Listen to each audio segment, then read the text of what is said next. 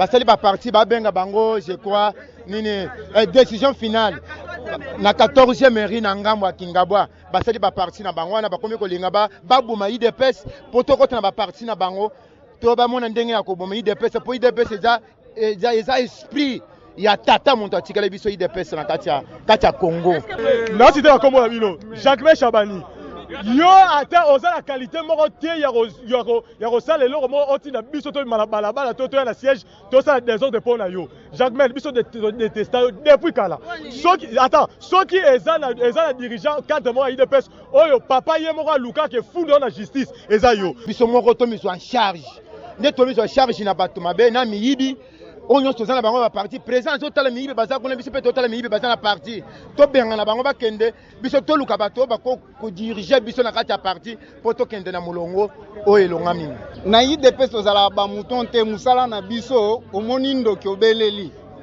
to bombaka te yo yebite ke caméra détourner oyebi yango te maintenant soki tolobi likambo ya caméra na IDPS to attaquer caméra en tant qu'individu en tant que voleur ya république eza école etangisi biso kabunda utimboka yao nini alakisi biso nini aza muntu azoyiba biso akomi kotonga IDPS efutaka muntu te me ye akomi na ba 5 ndako 25 ndako ba mituka ya chere me biso bantu osala mpo bango bazala tala ndenge toteleme bakomi kofinga biso ba individu totanga te place elembisa Mobutu place eningisa Kabila lelo Kabila ke wapi aza su mukunzi awa tobunda na ye na manduki biso na maboko tolembisa ye a plus forte raison Kabuya na Kabundu lelo Kabuya na Kabundi babenga ba policier bafandi biso na permanence toza na droit ya ko récupérer permanence lelo lundi to pesi bango 48 heures c'est samedi lelo lundi ke ata balobi nini ata Félix atelemi a lobi to robot la permanence et ça le pango Félix était et le pango Mamar était le pango peuple congolais suite à compétence à Kabuya na malhonnêteté na ye na azape insolent azateti impoli tellement avec biso bado on va lui faire montrer que yende aza suka na bado ke biso te.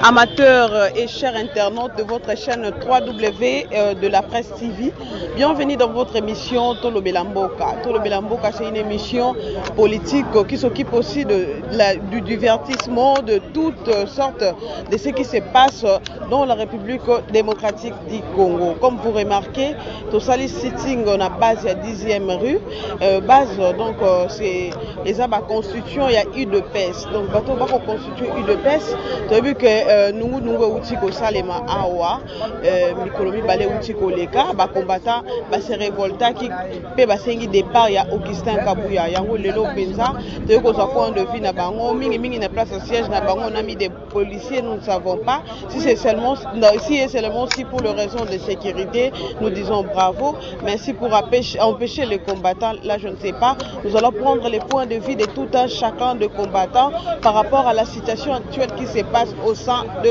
l'UDPS. Bonjour monsieur. Oui, beauté. Monani. Komunanga François. Monsieur François, tomoni bino awa bolongo na base na 11e boye na 10e. Likambo nini po kuna ba policier batonke ebele. Bon, kuna apparemment tolongwa kuna na idéologie ya Kabuya. Alobake tozonga awa. Pona awa ezali base ya parlement debout oyo yo mokili mobimba eyebi nde parlant toyakala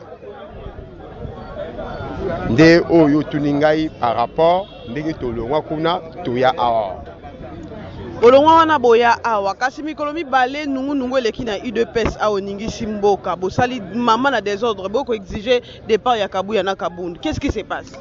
Bon, oeza pona ko revendiquer ba droit na biso par expérience oyo toza na yango to akizaka mutu pamba te pona alongwa na esika oyo azokamba biso. Asali nini? Bon, la présidence, batini ba chauffeur, ça n'est que 5 kaka ya IDPS.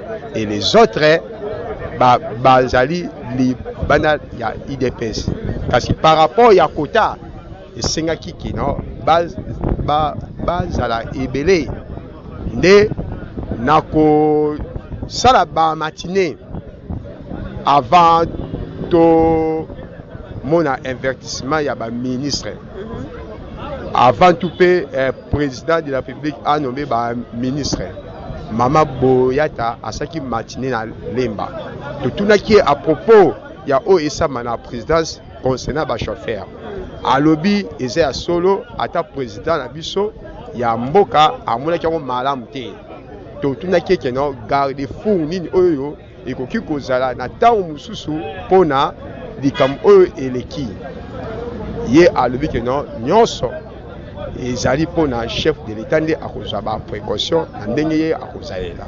Merci beaucoup. Nde yango wana biso tozali koloba boye président de la République akoki kozwa baprécaution mpe bagarde fou na titre na ye kasi concernant mpona korevenir na parti ata na constitution ezoboya yango biso nde base tozali pyramide renversée. Alors mpona biso Kabuya na Kabundi ba démissionner parce que Kabundi ne azali à la base ya secrétariat général ye azali président par ya parti azali secrétaire général biso pona ai na secrétaire azalaka te. Merci de rejoindre la bino. Tomoni ndeko ali susu mbote na yo. Mbote mama. Tomoni osimbi ba balle. Montréal sunga biso bazo ba balle oyo. Euti wapi? Balle oyo euti na maboko ya Kabuya. Na maboko ya Kabuya. Maboko ya Kabuya po yende muntu atindi basoda baya ko menancer biso. Biso base ya IDPS.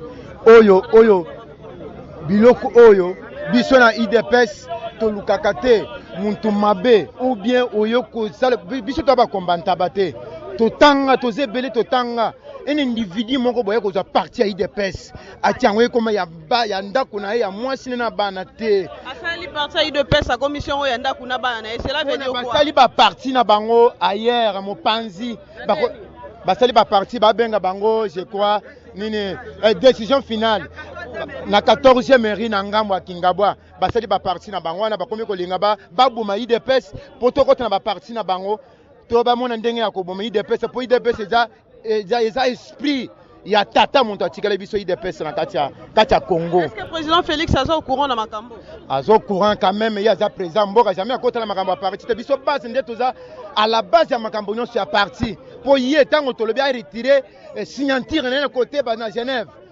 Base nde décider za Kabuya te za Kabundi te. Eza base na ye o eza base ya tata Tshisekedi atikala biso en tant que prophète ya Congo. Nde muntu atikala biso pouvoir wana biso moko to miso en charge.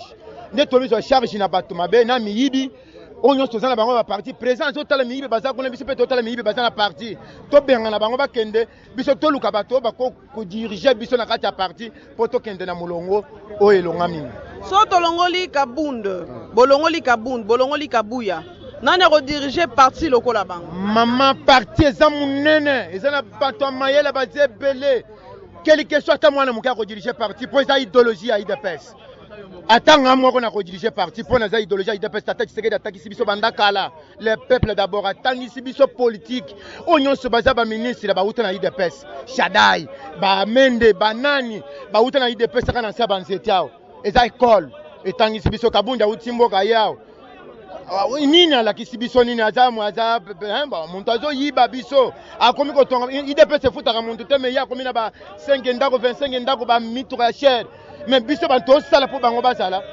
tala ndenge toteleme bakomi kofinga biso ba individu totanga te mais totanga quand même na Congo papa tout d'abord na tangisi biso politique mais ndenge nini un individu akofinga biso ba combattre base o Tshisekedi atika lelo Kabuya na Kabundi babenga ba policier ba fande biso na permanence toza na droit ya ko récupérer permanence lelo lundi to pesi bango 48 heures c'est samedi lelo lundi ke ata balobi nini ata Félix atelemi a lobby to robot la permanence et ça le pango Félix était et le pango Mama Tata et ça le pango peuple congolais toko récupérer ngo lelo kabuya kabunji ba démissionner to ça bango société. Merci beaucoup. Bon moi misika makambo ko mikobeba. Biso tozaka wana to kotambusa caméra na biso et pas bande ko combattant. To ko soit penza makanisi na bango par rapport à yiki oyo ko sale maka. Et là nous allons passer encore à une personne qui veut s'exprimer. OK. Beauté. Mbote maman. Comment nani papa? Comment la Junior Bakissa? Ndeko Junior Bakissa. Tomoni babal na maboko, boko exiger départ à Kabundu à sali ba parti politique mususu. Est-ce que vous vérifiez information? Madame, information est assure. On a assure que yo za journaliste. On mène ba investigation na yo. To pesi yo tina adresse na Kingabwa. On a parti yo to bengi décision finale. Décision finale en ya nani? Décision finale e utaka awa. Place to benga kango cathédrale ya résistance. Place Lembisa Mobutu. Place Ningisa Kabila. Lelo Kabila ke wapi? Aza sumukunzi awa. To bunda na yeye na manduki biso na maboko to lembisa ye. A plus forte raison Kabuya na Kabundu. Bakokoka mission na bango eza na maboko na biso to botoli yango bakokende. Elinga te bakokende. Weza cathédrale la résistance. Tala ndenge équipe ezo vimba nanu. Ere kokite vers 16h base permanence ekotombe. Ekotombe to ko récupérer pouvoir na biso. Bango ba individu bakokende au-delà. Mais finalement bolingi nini parce que toyoki que Augustin Kabuya pekisa ki bino boti ko finga mwana mboka Vital Kamerhe pe bo profiter na makambo wana po boya ko sala nungu na kati ya parti. Madame, na IDPS tozala ba mouton te. Na IDPS tozala ba mouton te musala na biso omoni ndoki obeleli. To bombaka te. Yo yebite ke caméra détourné. Oye bien ngode. Maintenant, ce qui est le cas de caméra na IDPS, attaquer caméra en tant qu'individu, en tant que voleur, il y a République. Ozomona, il y a Kabuya Zawapi. A côté na makambo ayebaki munene na yangote, toko silisa yengala. IDPS ezaki na ba secrétaire généraux ba tout puissant me bakenda. Il faut mituna ke bakenda ndenge nini? Ba musu ba sota ba porte wana ba mire. Neti ba mavungu pour ne pas le citer. La plus forte raison Kabuya afinga biso ba combattant baza ba voyou. Ba bado ya ndenge nazo banobo ngaza licencié. Non suppose tété. Na suppose tété mena kozwa. Ba kaboli to mona FC ça roleka toujours na ba poste. UDPS obonyo kami 37 ans d'élite une année plus au bakisi à pouvoir, ça fait 38 ans mais to Monica ça ne va pas. Madame ça va aller. Kanisa mukeke soki signature elongwaka na Genève eza likolo ya bato ozomona awa. Nanu tolembi te bango pe bakoleka base na makasi te tokolongola bango eke IDPS ekozonga na nzela ba individu wana bakoleka IDPS ekotikala mutu ya IDPS yango etelemi cathédrale oyo omoni.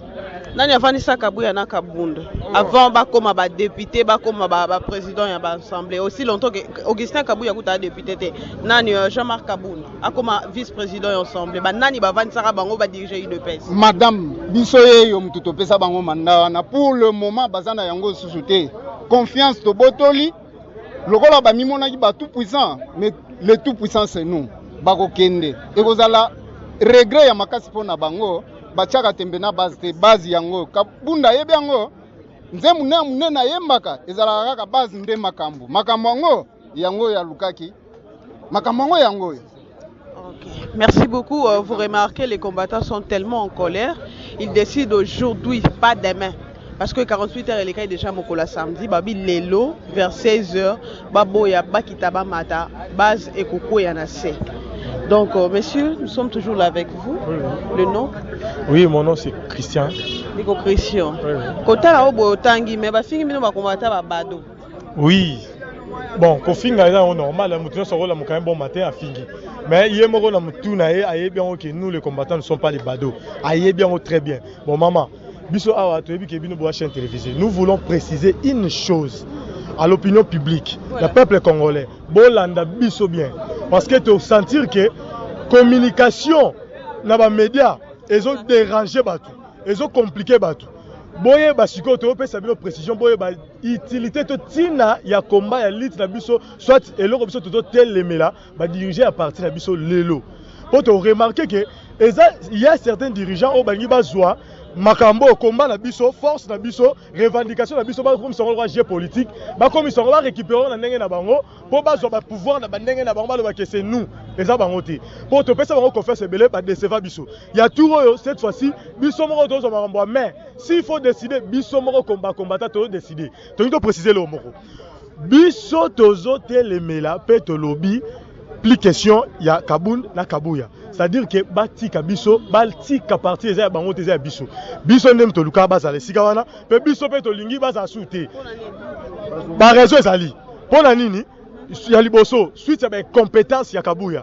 Le col à Kabund azaki piégé, azali victime ya piège ya compétence ya Kabuya. Il est pas quand même la filet. Donc c'est-à-dire ba on est 60 ba kombama. Non, madame, excusez, laissez-moi évoluer. Yoka ndanga lo baboye. To sengi na ba dirigeant oyo ba ye ba biso ba o ba memi ba sango na ba media ba lo ba ke o non ezali pona ba suspendre moko boye ya bango yango nde batindi biso to bima to yebisi bango. Je ne peux pas citer votre nom. Tout ça on a tinate. Non citer comme on a bino. Jacques Chabani. Yo ata oza la qualité moko tie ya rosala lelo mo otina biso to balabala to na siège to ça des autres pona yo Jacques Mel biso de testa depuis kala soki eza na dirigeant quand moi IDPS oyo papa ye moko luka ke fundo na justice eza yo soki ozonga na parti eza grâce à Félix Tshisekedi le président de la République yango de tebisa yo soki bo sali ba piège na bino bo ke na media bo lo ba ke non c'est grâce à vous pour ba destituer yo yango biso to bimi to siliki to ko silika pona mamuna bino te biso tozo silika pona ba droit na biso tozo mona bazoko étouffer yango tozo silika pona to mona makamuna na biso ezoko avancer te ezoko évoluer te suite à compétence à Kabuya na malhonnêteté na ye na azape insolent azap têtu impoli tellement abengi biso babado on va lui faire montrer que yenda za souka na bado ke biso te non tout ça iboya bengi biso babado o te ke biso to pe père de famille on a combattu pendant 37 ans 38 ans nga papa na nga abunda akufa ngai papa na nga akota na IDPS na 2010 na 20 élection 2011 papa na nga kufa atika do na makila komba na ya bunda yele lo be so bado sadi ka fingi tata na nga za bado ya bunda Kabuya bunda Kabuya bunda wape longi no monango papa na bia ba cicatrice oyo Kabuya sanango ya awa Kabuya sanango Kabuya no ya kanya Kabuya nango tala toyebi sio boy ya zala ba cicatrice oyo ya sanango non pour finir pour nga sisa ba combattant sur roloba na bi pour finir na to uti kolanda top Congo bo finga biso bado bo finga biso ba moins intelligent bo finga biso voyou mais boye ba ke to landela bino de près donc to uti landa information to yoki Peter Kazadi au moins ba kamo yokoti aussi lisango au moins yo lobi ke non bino bozo sala boko ta réunion bo pesa sauvons le Congo sauvons l'IDPS boko ta réunion bo loba bino Peter IDPS yo Peter Kazadi yo koloba ondo ya base o batindi yo te yo loba yo lobi ke yo loba yo zo décision na biso c'est ya bino biso muto kozwa décision avant tout bino bo décider c'est nous biso tolingi toza sur la confiance na bino te alelo o ko masoki ndani o trahir biso to détester yo biso moko tozwa décision makamuna minute eza na maboko na biso quelque chose réunion na bino contre andi nango on n'a rien à voir avec ça biso tozwa décision lelo et maintenant to repesa ndé contre andi prenez-vous à charge wana eza maluwa tata biso tikela biso yango to bi ya turo sikoyo soki ezaki ke bozo bobone ko ba slogan mais ya turo toza nango na maboko bino nyonso toza capable de refaire partir bino boke botiki siège biso moko toza ba compétent toza bato ba compétent ba diriger parti bongo ke parti est déjà bengo héritier po yo pena so ba boto bino lopango fo muto wana pika na obi na tika ina na yo na lobi boye expliquez biso nano yebisa biso pourquoi kasi bino nyonso bolingi bozwa décision sans pourtant ba autorité na bino baloba eloko bolobi boza sous na posa na bango te ba autorité na biso balakisi biso déjà à lire d'abord ya mabe donc incompétence na bango balakisi biso to moni yango moni epesi ba argument na ba adversaire o bazaki sous ata na mo à dire sous souté ya oloba mais le lot do yoka bango fungula mbanga o boyi bango na tino tanga bango ba c'est quoi comment na wana so ba lamuka ba me ba c'est quoi lelo bango bazui ba argument ya oloba ka non ba lobela rapport na ba nyonso na tout eza dia buzoba o zo benga so ba autorité wana mama bango ba autorité na biso to tia bango soki lela comme autorité biso atamo na jeep biso yobi Kabuya ndaka ya IDPS Kabuya na ida peso yebi. Ndelo matame komo koya. Lelo be so abado acha biso boy. Kabuya mo boyo che biso. Iye ko zongelo. Tina bana na yo. Eh, wana tiko la pardon. Mais non bisa. Bon a trahi parti. Parti a trahi eza tata na. Parti a trahi eza tata na. Bato ba kufa. E ba uta na famille na. Babado ya fingi yebi wa komba ya bato ba bulita tato. Est-ce que ya koza bado? Ah, ya koza bado. Lito ya bulia ide pesi Kabuya bundango. Lokola ya lingi bata Shekina. Ako sala ako organiser loko na ye abenga bata Shekina baya ko défendre. Jesus Christ. Oboyo ke saka mongongo wa base biso toyeka kocha caméra na micro po boso ba point de vue na bango. Bote papa. Ah mbote maman. Oui, to moni bino très fâché. Na ebité bosa déjà na kati ya pouvoir bino ba bozo kumbela masolo. Boyebisa biso vraiment. Pourquoi boko bisa la gueule? Bon on teke na ngambo kuna ba adversaire na bino FCC ba OCP. Maman eloko moko ezali te. Iloko toujours raisonner. Perte to sali ya ba famille ebele. Il faut que to kanye nano. Makila oyo ekendaki pona parti oyo. Kubanda batata na bana na biso. De tozo welela. Vérité ekokanye makambo nyonso. Il faut que toujours pouvoir to se trouver te. De yanga ya mokuse yangwana ba oyo ba moni pas sitende bazo se trouver. Merci beaucoup. Vous avez suivi la base dans le cadre de micro baladeur pour prendre leurs impressions par rapport à tout ce qui s'est passé. Il y a de cela 2 jours. UDPS vraiment baningi saki ba combattant UDPS baningi simboka. Kasi lelo to pensa koye batina nini oyo basalaki eloko wana bolandi bango na banzela na nzela ya interview. Ndenge nini makambo salamaki ba s'exprimer devant notre caméra.